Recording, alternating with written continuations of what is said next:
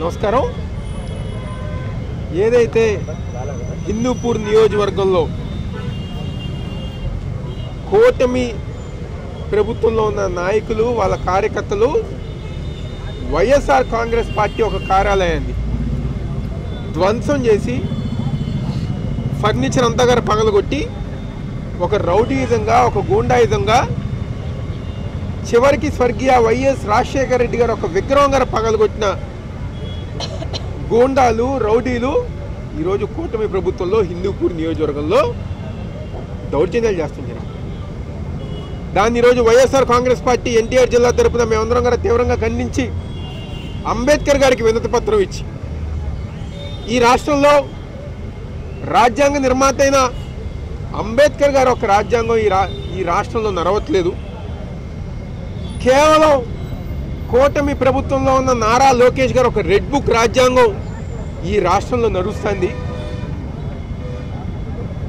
మీ ద్వారా మీరు ఏదైతే ఆశయాలకు అనుగుణంగా ఉన్నారో మీ ద్వారా మీ ఆశయాలు చూసైనా వాళ్ళకి బుద్ధి రావాలి అని చెప్పని ఈరోజు అంబేద్కర్ గారు ఒక విగ్రహానికి వినతిపత్రం ఇచ్చాం. ఇందాకే పెద్దలు మాట్లాడిన విధంగా ఈ రాష్ట్రంలో అభివృద్ధి లేదు, సంక్షేమం లేదు, దొంగ కేసులు అక్రమ కేసులు దౌర్జన్యాలు దాడులు ఈ రాష్ట్రంలో జరుగుతుంది. ఒక పక్క జగన్మోహన్ రెడ్డి గారు 5 సంవత్సరాలు అధికారంలో ఉన్నప్పుడు మేము తీసుకొచ్చిన ఒప్పందాలు కానివ్వండి, మేము తీసుకొచ్చిన పెట్టుబడులే ఇప్పుడు మీరు వచ్చిన తర్వాత వాళ్ళతో ఆ అగ్రిమెంట్లన్నీ గారు చేసుకుంటున్నారు. ఆ ఘనత అంతా గారు జగన్మోహన్ రెడ్డి గారికి దక్కుతుంది. ఆయన వేసిన బాటలో ఈరోజు మీరు నడుస్తున్నారని చెప్పని మేమందరం గారు చెప్పదలుచుకున్నాం. మీరు ఎప్పటికైనా బుద్ధి తెచ్చుకొని ప్రజానికం ఏ నమ్మకంతో అయితే మీకు ఓటేశారో దానికి అనుగుణంగా పనిచేయండి. అదేవిధంగా ఇలాంటి దాడులు కానివ్వండి దౌర్జన్యాలు కనుక చేస్తే మాత్రం తప్పకుండా రేపనే రోజు వైఎస్ఆర్ కాంగ్రెస్ పార్టీ జగన్మోహన్ రెడ్డి గారు ఒక నాయకత్వంలో మేము అధికారంలోకి వచ్చిన తర్వాత ఎవరైతే మా రాజశేఖర రెడ్డి గారు ఒక విగ్రహం ధ్వంసం చేశారో, ఎవరైతే మా పార్టీ కార్యాలయం ధ్వంసం చేశారో తప్పకుండా చట్టం ముందు నిలబెట్టే బాధ్యత వైఎస్ఆర్ కాంగ్రెస్ పార్టీ నాయకులు కార్యకర్తలు తీసుకుంటారని గారి సందర్భంగా చెప్తూ సెలవు తీసుకుంటాం. ఏదైతే మొన్న హిందూపురంలో వైఎస్ఆర్ కాంగ్రెస్ పార్టీ కార్యాలయం మీద స్వయాన బాలకృష్ణ గారి నియోజకవర్గంలో ఏదైతే దాడి జరిగిందో దాన్ని పూర్తిగా ఖండిస్తున్నాం. దుర్మార్గంగా సుమారుగా 100 మంది పైబడి కార్యాలయానికి వచ్చి కార్యాలయాన్ని ధ్వంసం చేయడం, అక్కడున్న దేవతామూర్తుల విగ్రహాలు ధ్వంసం చేయడం, చాలామంది ప్రముఖుల యొక్క చిత్రపటాలను కూడా ధ్వంసం చేయడం, ఆఫీసులో ఫర్నిచరు ధ్వంసం చేయడం ఇవన్నీ కూడా చూసాం. ఎంత దుర్మార్గంగా ఉందంటే కూటమి ప్రభుత్వ పరిపాలన ఎలా ఉందంటే ఈరోజు ఒక పక్క అరెస్టులు, ఒక పక్క దొంగ కేసులు, ఒక పక్క దాడులు, ఒక పక్క హత్యలు, ఒక పక్క రౌడీజాలు. దుర్మార్గంగా ఈ కూటమి ప్రభుత్వం ఏర్పడి సుమారు 17-18 నెలలు అవుతున్నప్పటికీ కూడా ఈ యొక్క దహనకాండని కొనసాగిస్తూ ఎక్కడ ఈ రాష్ట్రంలో అభివృద్ధి లేదు, సంక్షేమం అమలు లేదు, కేవలం రౌడీయిజానికి బ్రాండ్ అంబాసిడర్గా ఆంధ్రప్రదేశ్ రాష్ట్రాన్ని తీర్చిదిద్దే విధంగా కూటమి నాయకులందరూ కూడా పనిచేస్తున్నారు. ఎంత దుర్మార్గం అంటే ఒక పార్టీ కార్యాలయానికి రక్షణ లేకపోవడం అంటే ఎంత దుర్మార్గంగా ఈ యొక్క పరిపాలన ఉందో మనం అర్థం చేసుకోవాల్సిన అవసరం ఉంది. ఒక పక్కేమో తండ్రి ఏదో వైజాగ్ అంటాడు, కొడుకేమో ఇండస్ట్రీలు పెట్టుబడులు వచ్చాయంటారు. ఇవన్నీ కూడా మోసపూరిత వార్తలు. ఒక పక్క అమరావతి అభివృద్ధి అని చెప్తారు, అక్కడ ఎక్కడ అభివృద్ధి అనేది కనబడే పరిస్థితి లేదు. అందుకనే ప్రతిపక్ష పార్టీలు గొంతు నొక్కాలని చెప్పని ప్రతిపక్ష నాయకులందరి మీద దాడి చేసే విధంగా వినని పక్షంలో దొంగ కేసులు పెట్టి లోపల వేయించడం ఈ కూటమి ప్రభుత్వం చేస్తున్న దుర్మార్గ పరిపాలనకి రాష్ట్ర ప్రజలందరూ కూడా ఈరోజు చీ అనే పరిస్థితి కనబడుతుంది. ఎందుకంటే ఎన్నికల ముందు అనేక హామీలు ఇచ్చారు. జగన్మోహన్ రెడ్డి గారి కంటే ఎక్కువ పథకాలు అమలు చేస్తాము, జగన్మోహన్ రెడ్డి గారి కంటే ఎక్కువ పథకాలు మీకు ఇస్తామని చెప్పి అవన్నీ పక్కన పెట్టి కేవలం రౌడీజం, దుర్మార్గం, గోండాయిజం అయితే ఈ పరిపాలన కొనసాగుతుంది. ఈ హిందూపురం పార్టీ కార్యాలయం మీద ఎవరైతే ధ్వంసం చేశారో వాళ్ళందరి మీద కూడా కఠిన చర్యలు తీసుకోవాలి కూటమి ప్రభుత్వం. లేని పక్షంలో ఏదైతే మొన్న బాలకృష్ణ ఏదైతే అసెంబ్లీలో తాగి మాట్లాడాడో అదేవిధంగా హిందూపురంలో కూడా పరిపాలన అదేవిధంగా జరుగుతుంది. అక్కడ కేవలం మద్యం షాపుల్ని, బెల్ట్ షాపుల్ని, అదేవిధంగా ఇతర వాటిని ప్రమోట్ చేస్తూ యువతనంతా కూడా తప్పుదోవ పట్టే విధంగా కూటమి ప్రభుత్వం పనిచేస్తుందని చెప్పి తెలియపరచుకుంటూ హిందూపురంలో జరిగిన ఘటనని వైఎస్ఆర్ కాంగ్రెస్ పార్టీ తరఫున ఎన్టీఆర్ జిల్లా తరఫున మేము పూర్తిగా ఖండిస్తున్నాం.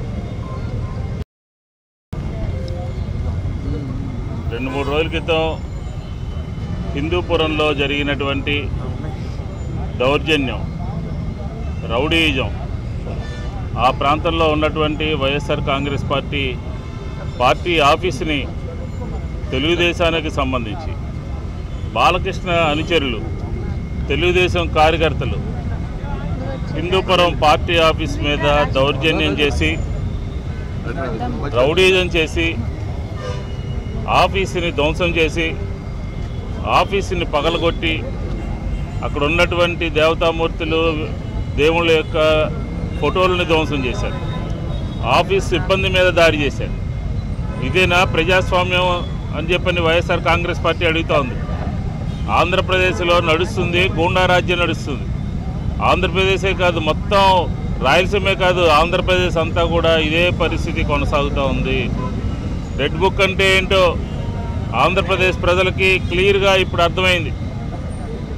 పార్టీ ఆఫీసుల మీద దాడులు చేయటం, కీలకమైనటువంటి సాక్ష్యాధారాలు ఉన్నటువంటి వ్యక్తులు అనుమానాస్పదంగా మరణించటం, ఆంధ్రప్రదేశ్ ఆర్థికంగా తాడి చెట్టు లోతులో కూరుకుపోవటం, ఇది చంద్రబాబు నాయుడు గారి యొక్క పరిపాలన ఆంధ్రప్రదేశ్లో అని చెప్తా ఉన్నాం. క్షమాపణ చెప్పాలి తెలుగుదేశం పార్టీ.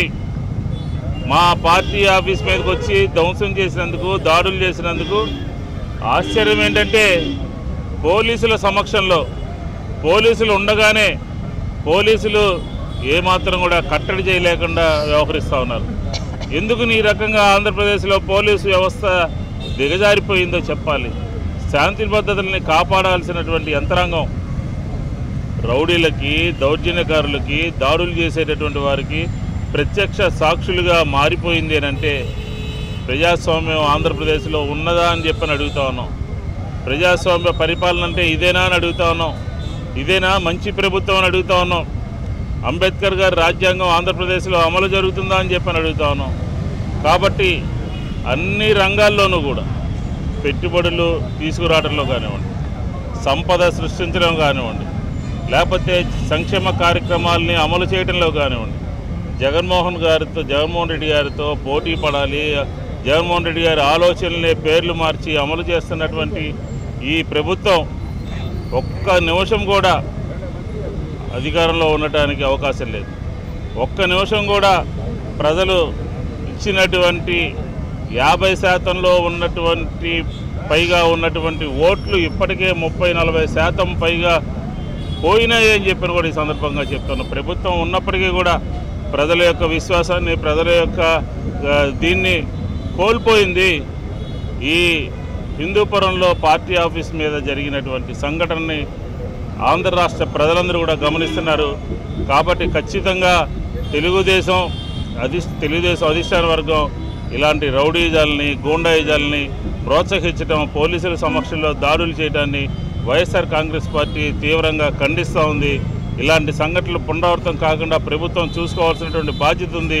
లేకపోతే ఖచ్చితంగా 2.0లో ఇందాక మా వాళ్ళు చెప్పినట్టుగా ఏ రకంగా దీని మీద న్యాయం జరిగేటట్టు, ఇలాంటి దౌర్జన్యాలకి పులి స్టాప్ పడేటట్టుగా వైఎస్ఆర్ కాంగ్రెస్ పార్టీ నిర్ణయం తీసుకుంటుంది అని చెప్పని కూడా ఈ సందర్భంగా తెలియజేస్తాం.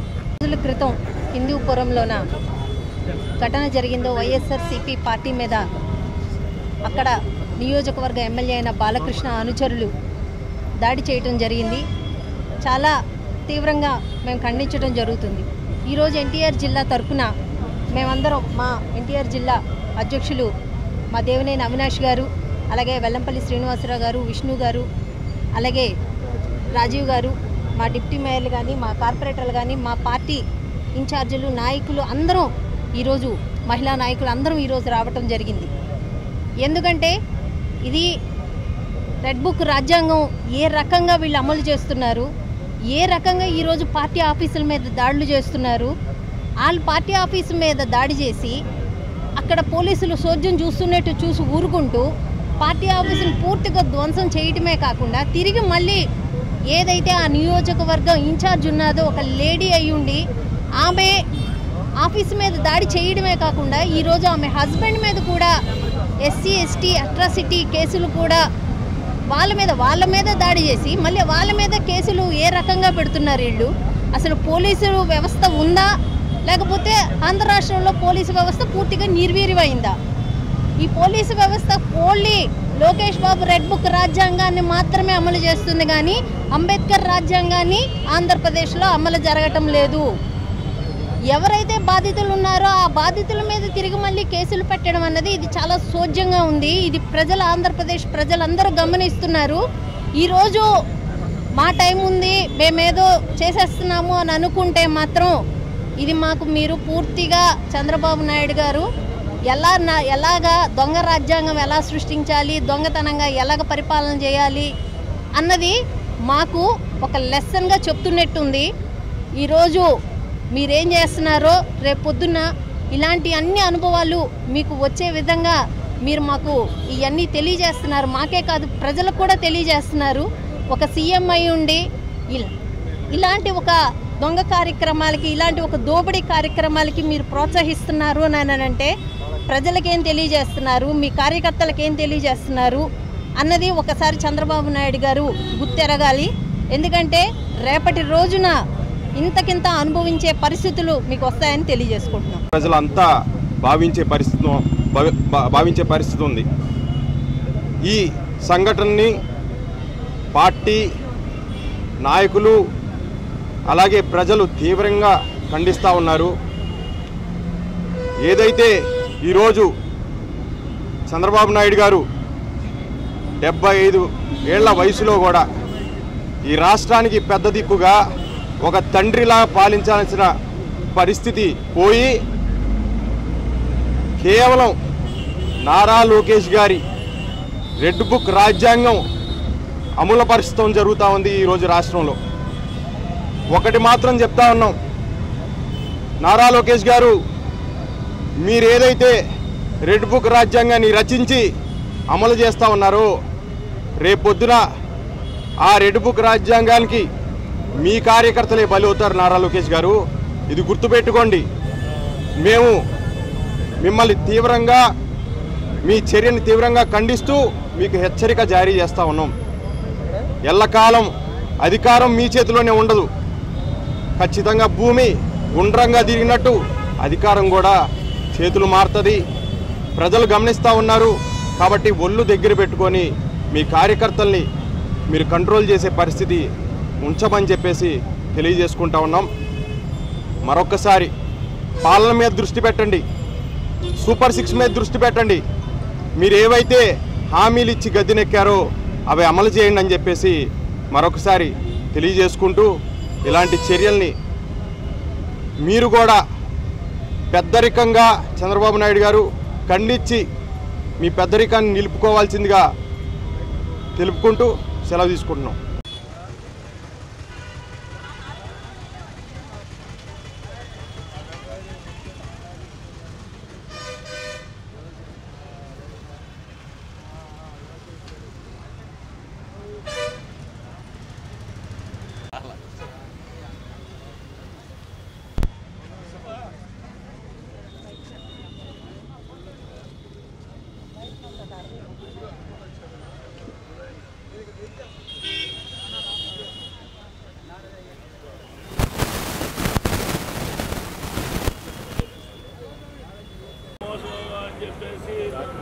మెట్లకి అడిగావు. అక్కడ టీడీపీ ఎమ్మెల్యే కార్యకర్త 1,00,000 కేజీలు 2 లక్షల కేజీలు గోమాంసం పట్టుకుంటే మరి నువ్వేం చేసావు? వాళ్ళు చూసుకోరు నాయన, ముందు వాళ్ళు చూసుకొని అవి అరగట్టి వెళ్ళిపోతున్నావు. అప్పుడు రాలేదే